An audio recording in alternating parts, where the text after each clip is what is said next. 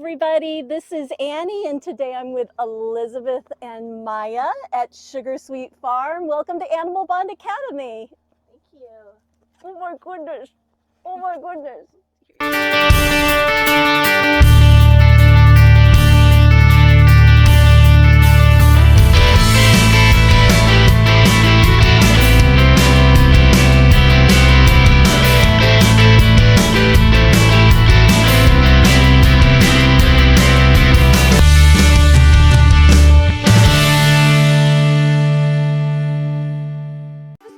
This is Major Tom, and he's an American Heritage turkey.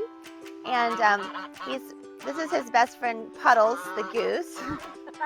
And they kind of welcome everyone to the garden with a flourish. Puddles, yep. And Puddles was is part of our flock of endangered Sebastopol geese that are over here. Part of our flock, but also not part of our flock because she was hatched in the garden and her mother already had 2 chicks and she was busy. Gosh, it's noisy. And so we found Puddles on a rainy, cold day just laying in her shell because she just hatched and her mother was busy with 2 other goslings. And so we took her into the house, my daughter Sissy and I, and Sissy kept her on her chest all day and kept her warm and just walked around with her. And she didn't look like she was going to make it. And I say she because at the time we called Puddles a girl for probably the first year of her life, but now we're pretty sure Puddles is a boy. So it's fluid. So Puddles slept with us on our chest at night and would nibble on our lips to go to sleep. And so we would wake up with these beautiful plump Kardashian lips just from Puddles. And so he's not sure if he's a goose. They don't really accept him because he loves every species. So he loves to pal around with a turkey and he sleeps at night with the ducks. And then he loves people. Like you'll watch him talk to Maya and he's like, Maya, give me some kale. And Maya, whenever Maya walks over to the kale, she has to give some to Puddles. He demands it. So Sebastopol geese are endangered. From what I've read, they lay about 12 eggs a year, and they're fairly poor mothers. We have a goose named Snow, who we picked up in Valley Center. It was a petting zoo that was closing down, and she had never lived in water. She'd never been in water. She lived with pigs. They raised potbelly pigs, and they had the 1 goose and a duck. And so we took the goose and the duck, and so Snow had never been in a flock of geese. She'd never met another goose and never been in water. And so when she came, she wanted to live with the pig, and the geese would not let her live with them. And so she was kind of estranged, and she didn't know how to make friends, and she never went on the pond, ever. And then a funny thing happened. She sat on some eggs over in the corner. She laid eggs, and they were fertile because we have a male. And she was the first goose that we've ever owned that hatched her own offspring. And like I said, they lay 12 eggs a year. They rarely ever sit for the full gestation. They're poor mothers, and it's why they're endangered. And so she hatched her own babies. And we separated them as they were growing up just from the other geese, so they wouldn't be unkind. And when the goslings they were teenagers, I opened the gate one morning before the other geese were out, and she took them straight to the pond. I'd never seen her swim. She got in the water, and she put on this major show of swimming. She knew what to do, and the goslings watched their mother from the edge of the pond, and they were very timid. And anytime they came close and sort of put their beaks in the water, she would be very still. And then they'd back up, and she would do the show. Oh, water is wonderful, water is wonderful. And this went on back and forth. It was her trying to coax them into the water. And then they did come in, and they swam around and had the most beautiful swim. And she made it very still when they got in, and they played and played. And after that, they integrated with the flock of geese that had always been so mean to Snow and kept her separate, and they became a flock. And so motherhood healed Snow. It gave her a way to belong, and they were like, all the other geese were like, I'm the aunt. That was my egg you sat on. He wants you to be kind of impressed and amazed by him, I think. And I think when we pet him, he feels a little bit like, wait, that's not allowed. He just went through a molt, so he's coming back looking really good. And he's about 5.5 years old, I think. Yeah. It's just such an honor when an animal will not be afraid of you, and you can be this close to it. It just feels like they might have chosen like you might have some qualities that are worthy of their kindness and patience. We'll show you. So he really does see people out. He's like, yes, after you, sir. I will just make sure you go.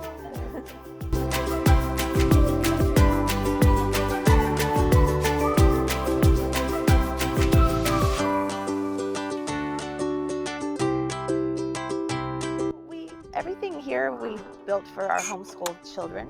Okay. We were a homeschooling family, and this is just the way we lived.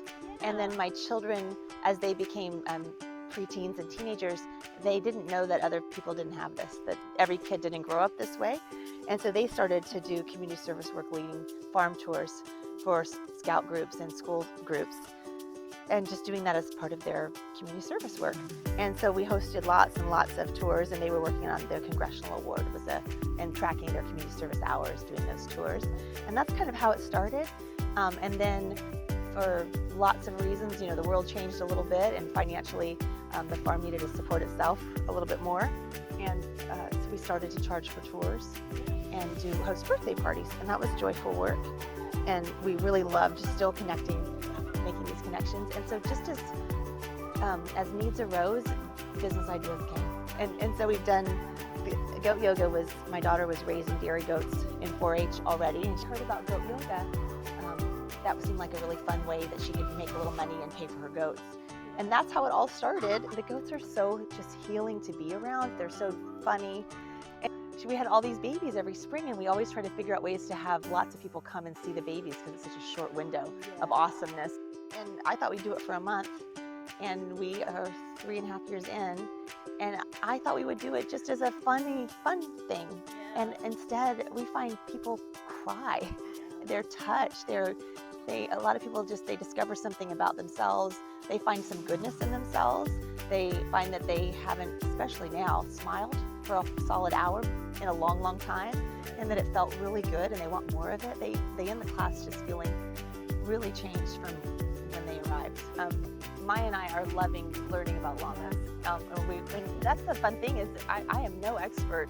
We're getting lessons from the animals every day. So the llamas, as you may know, are guardian animals. A lot of people will, shepherds and goat herds will have llamas protecting their livestock because bobcats, coyotes, all of those predators are just naturally afraid of llamas.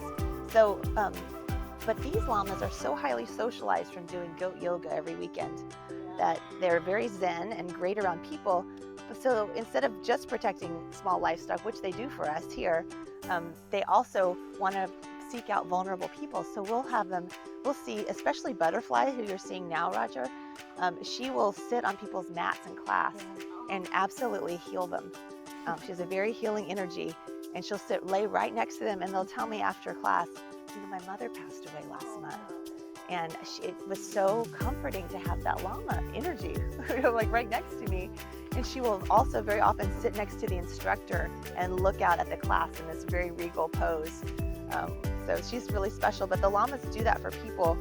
So Maya and I take them to retirement homes and visit with those folks with the llamas, and that was a real honor. There was a retirement home we visited in Rancho Penasquitos just before COVID. We visited with the residents on Valentine's Day, and I have lots of pictures of that. And then I had a woman come to goat yoga maybe 10 months later, and she said, my mother passed of COVID, and the last pictures I have of her are with these llamas. So she came to do goat yoga with the llamas as a way to connect with her mom, which was very touching. And then we went to visit after we were the first visit back to that nursing home when they opened to the public after only seeing the face of their caregivers for 18 months of COVID. They couldn't leave or have any visitors, even their family could only see them over Zoom. And so we got to be the first social day visitors with the llamas again. It was very touching to see them and have them all come out to see the animals. Do you want to go in with the chickens? You're welcome to. Here, I got it. You would be surprised how many children will come here, and the only thing they're really interested in are the chickens. Yeah. Because I think it's the size differential. It's pretty manageable. Yeah. And a lot of these hens are just so gentle that they're an easy pick up, and they're easy to learn to hold. Something I think. No, I'm actually. Because people don't, pet birds. Right. Yeah. And I think that for whatever reasons, especially young children might, I don't know, maybe your experience is different during camp, but maybe young children don't really associate a chicken as being a bird. Right. Right. Just because or a lot of adults have bird phobia. Yeah. But really, it's a bird thing, Yeah. And the turkey is with his size is pretty terrifying. Right. For those folks. Come on up. We'll go see the baby goats.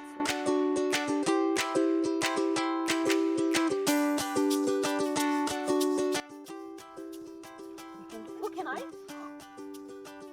He's like, "Yeesh." There you go, buddy. I got yours.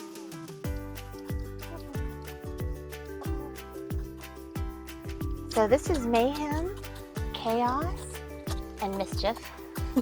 Mischief joined us on Monday. I was telling you about him. Yeah. And how old? These guys are about 10 days old. Yeah. These two. And he was born on September 11th, and it's 4 days old. Yeah. Yeah. He's part of our circle of life because our precious donkey that we had for about 15 years passed on September 11th, and then that's when Mischief was born, and that's our reminder that this is just a circle. All the love is still here. And how often do you need to Bottle feed? We have these goats on a 3-hour schedule. We don't have to do that. We could load them up. They could eat a bigger quantity twice a day, which is what a lot of breeders would do, but they're so little, and we like it. So he's our strongest one. So now he gets a big cuddle, so you can grab him and cuddle him. Oh, let me burp. And that way he won't bother his They got their little milk mustaches. Yeah. that leg right there. Don't bother yourself. Don't bother yourself. They're so eating. Well, this is why I don't get any emails returned. This goat that's trying to kiss Maya's chin, if Maya leans down a little bit, he will nibble your chin forever, which is so fun for the guests that hold him at goat yoga classes because they think that he's really giving them kisses, but he's just very interested in mouths and chins. So they live in the house with me. Okay. They have an X-pen, and they sleep through the night pretty well. Their last feeding is at midnight, and it's not just like I can just lean over and feed them. We go outside, we sit down, we have our bottles, and then we run around the patio with the dogs kind of watching out for coyotes, and we have to get all their sillies out. So it's about an hour of our pre-bedtime wind down. So I usually go to sleep at about 9 o'clock, and then I get up at 11:30 and do an hour up with the goats. It really is.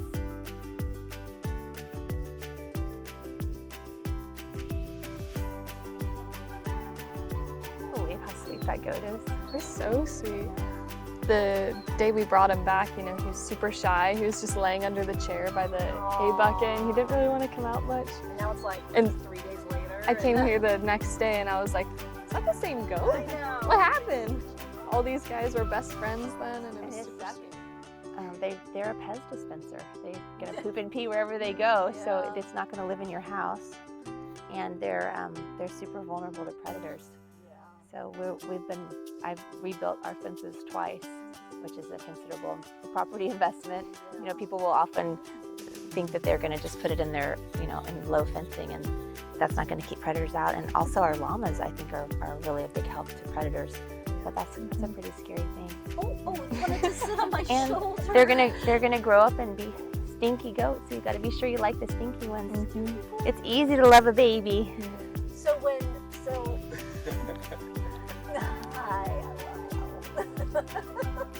But I encourage it. That sounded like all discouraging things. I guess no. know all those things, but also know that you can't even imagine the spontaneity and the humor.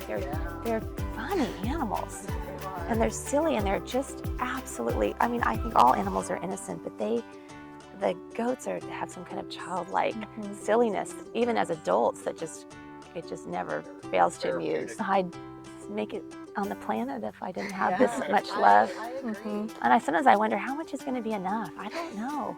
Well, So we're here in Bunnyburg, which is our little bunny village, And we've got a bunch of Holland locks here. I'm on the earth, but they can escape from the pens we built, so we are back to the drawing board with taller pens.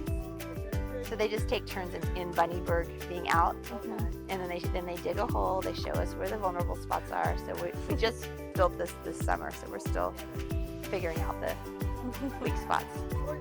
So that bunny Pop-Tart was out this morning, and then we saw him have a 1014. Yeah. So now he's in, and his brother Bagel is out, and then Honey Bunny is over here. She respects that pen, so Pancake's in his house. He's always last rabbit out because at dusk he will actually put himself back into his house. So I always have him be my last rabbit of the day. Come on, let's go. Here we go. And the best place, if we head that way, Maya, they know that direction really well. Okay. Here we go. You're good now.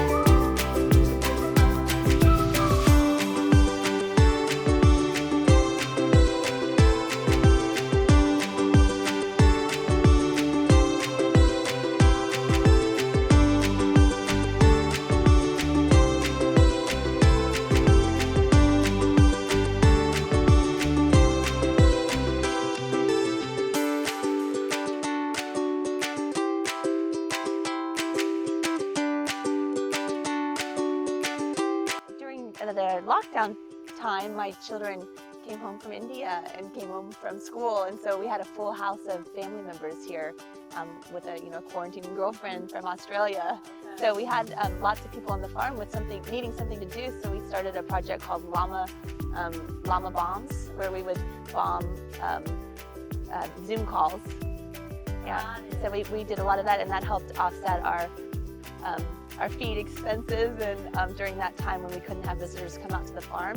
And that was really cool. We shared llamas, and we didn't just do llamas, we called it Llama Bombs, but then we would kind of tour and visit 4 or 5 animals depending on how much time that they wanted us to be there for their corporate meeting, or we even did a bachelor party over a Zoom call.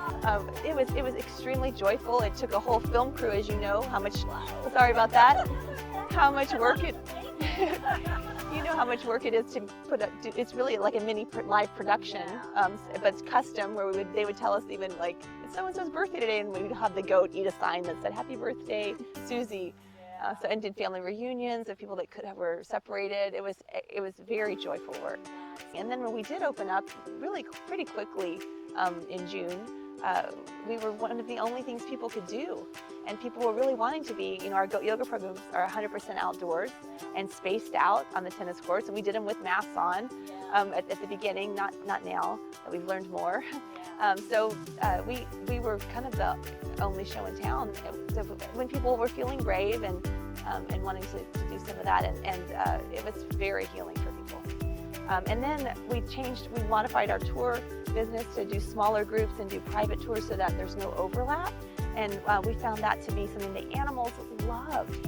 So not only did our families have better experiences because there weren't, 15 children, yes, the animals enjoyed the visits. And so the interactions that they had were just way better.